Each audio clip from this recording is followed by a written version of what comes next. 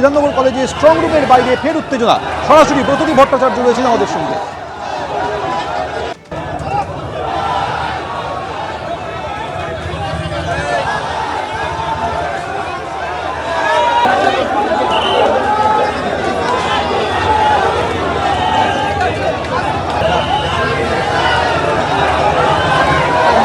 দেখছেন উত্তেজনার মুহূর্তের ছবি। আরো কথা বলবো, আমাদের প্রতিনিধি ব্রতদীপ ভট্টাচার্য রয়েছেন। ব্রতদীপ, কি পরিস্থিতি? দেখো, বিধাননগর কলেজে সেখানে 3টি বিধানসভা কেন্দ্রে স্ট্রং রুম করা হয়েছে এবং তার বাইরে তৃণমূল এবং বিজেপি আবারও কিন্তু সংঘাতে জড়িয়ে পড়ছে। দেখতেই পাচ্ছ, একদিকে আমার বাঁ হাতে বিজেপি কর্মী সমর্থকরা এবং ডান দিকে তৃণমূলের কর্মী সমর্থকরা বড় সংখ্যায় তারা কিন্তু এখানে জড়ো হয়েছে এবং দুই পক্ষ প্রায় হাতাহাতির পরিস্থিতি, যা সামাল দিতে কিছুক্ষণ আগেই লাঠিচার্জ করেছে কেন্দ্রীয় বাহিনী। যেটা অভিযোগ বিজেপির, যে ঠিক এইখানে বিধাননগর কলেজের সামনে যে 4 রাস্তার মোড়, সেখানে ফুটপাতের ওপর তারা 2টি টেন্ট করেছিলেন তাদের কর্মীদের বসার জন্য। আজকে দুপুরবেলায় সেই টেন্ট তৈরি করা হয়েছিল বিজেপির তরফ থেকে, এমনটাই দাবি করছেন তারা। আর তাদের অভিযোগ যে আজকে সন্ধ্যেবেলায় তৃণমূল এসে সেই টেন্টে তৃণমূলের পতাকা লাগিয়ে দেয় এবং ওই টেন্টের সামনে আরো 3টি টেন্ট তৃণমূল বসিয়ে দেয়। সন্ধ্যা থেকেই কিন্তু পরিস্থিতি উত্তপ্ত হয়ে উঠতে শুরু করে। দুই পক্ষই একে অপরকে লক্ষ্য করে স্লোগান দিতে শুরু করে এবং রাতে কার্যত হাতাহাতির পরিস্থিতি। দেখতেই পাচ্ছ, বিশাল সংখ্যক তৃণমূল কংগ্রেস কর্মীরা তারা এখানে জড়ো হয়েছেন। পাল্টা অন্যদিকে বিজেপির তরফ থেকেও কিন্তু অনেক কর্মী সমর্থক এখানে জড়ো হয়েছে। এখানে প্রার্থীরা রয়েছেন, পীযূষ কানুরিয়া রয়েছেন এবং বিধাননগরের বিজেপির যিনি প্রার্থী তিনিও রয়েছেন। অন্যদিকে তৃণমূল কংগ্রেসের তরফ থেকে তাপস চট্টোপাধ্যায় রয়েছেন এবং সুজিত বসুর ছেলে তিনিও এখানে রয়েছেন। বিজেপির অভিযোগ যে তৃণমূল কংগ্রেস তাদের টেন্টে নিজেদের পতাকা লাগিয়ে দেয় এবং সেই নিয়ে তারা প্রতিবাদ করতেই কিন্তু পরিস্থিতি উত্তপ্ত হয়ে ওঠে। দেখতেই পাচ্ছ, এই মুহূর্তে কেন্দ্রীয় বাহিনী এবং পুলিশ দুই পক্ষকে আলাদা করে দেওয়ার চেষ্টা করছে। সঙ্গে থাকো।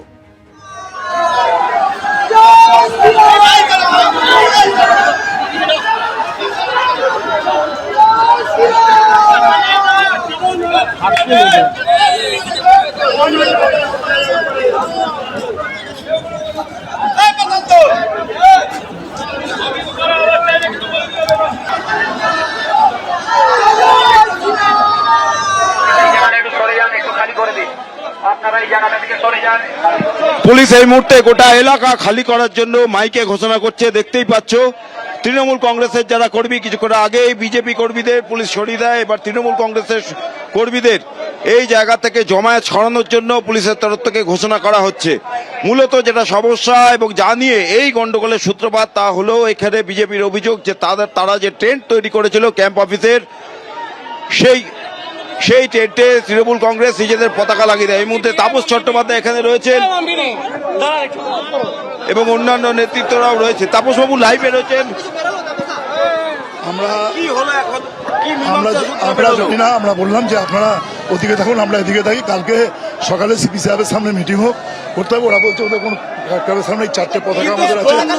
এই পরিস্থিতি কেন হলো মানে আমি জানি না, এটা আমিও বলতে পারবো না।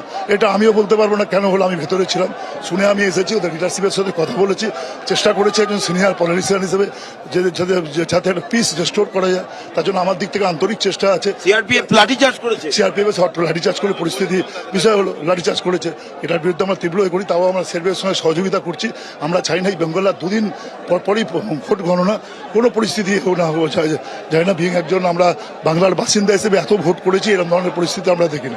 দেখুন, বিষয়টাকে করতে হবে। আমার সব নেতৃত্বকে কন্ট্রোল করার জন্য বলেছি, আমি নিজেও চেষ্টা করছি। আমি জানি কার টেন্ট অ্যাপ্রুভ করেছে আমরা জানি না।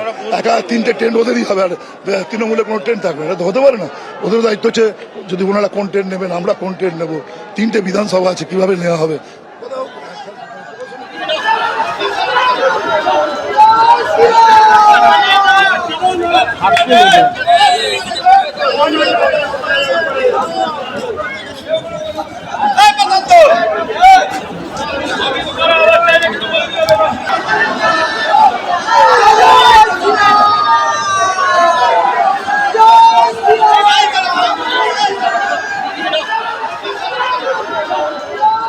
আমরা ওখানে 2খানা ক্যাম্প বসিয়েছি 3:30। পুলিশকে ইমেল করে জানানো আছে ওখানে ক্যাম্প 115, এখানে ক্যাম্প 116 আর ওদিকে ক্যাম্প 117। 3টে বিধানসভা একটা করে প্যাকেট। তৃণমূল কংগ্রেস এসে আমাদের ক্যাম্পে ওদের ঝান্ডা লাগিয়ে দিল। সামনে পরাজয় দেখছে, ওদের না ডুবন্ত মানুষ খড়কুটো দেখলেই ধরে নিচ্ছে। ওদের অবস্থা খুব খারাপ। আমাদের তৈরি ক্যাম্পে ওরা ঝান্ডা বসাচ্ছে, সেটা আমরা মেনে নেব না। এবিপি আনন্দ, এগিয়ে থাকে, এগিয়ে রাখে।